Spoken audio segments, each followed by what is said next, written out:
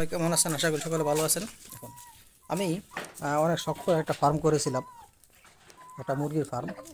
তো এই মুরগির ফার্মটা করাতে আমার প্রচুর টাকা খরচ হয়েছিল এবং মুরগির ফার্মটা করে আমি সর্বশান্ত হয়ে গেছি। প্রায় ১,৫০০ মুরগি পালতাম আমার এই ফার্মটার মাঝে।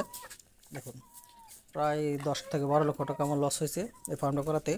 তো এখন বর্তমানে আমি সর্বশান্ত হয়ে আমি এখন এই কয়েকটা হাঁস মুরগা আছে আমার। অবশ্যই এর আগে আমি ৪০টা মতো হাঁস কিনেছিলাম, চীনা হাঁসের বাচ্চা। সেই হাঁসগুলো আমার এই ১ মাস পালার পর সবগুলো হাঁস মারা গেছে। তারপরে আমি অল্প কয়েকটা মুরগা এবং হাঁস কিনা এখন এই ফার্মটা দেখেন। আমি যেদিকে যাই এই হাঁস মুরগিগুলো আমাকে অনেক ভালোবাসে। আমি যেদিকে হাঁটি আমার সাথে সাথে হাঁটবে, বুঝছেন?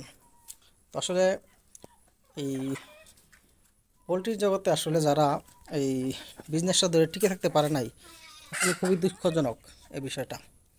একবার সর্বশান্ত করে দিয়েছে আমাকে এই ফার্মটায়। দেখুন, অনেক শখ করে ফার্মটা করেছিলাম প্রবাস থেকে এসে। তখন এই ফার্মটাতে আমি টিকে রাখতে পারি নাই, ধরে রাখতে পারি নাই।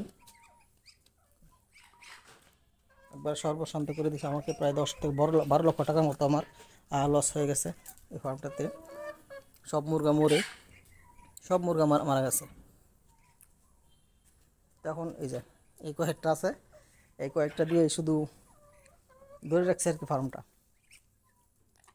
এখন আর টাকাও নেই আর বিজনেসও করতে পারি না।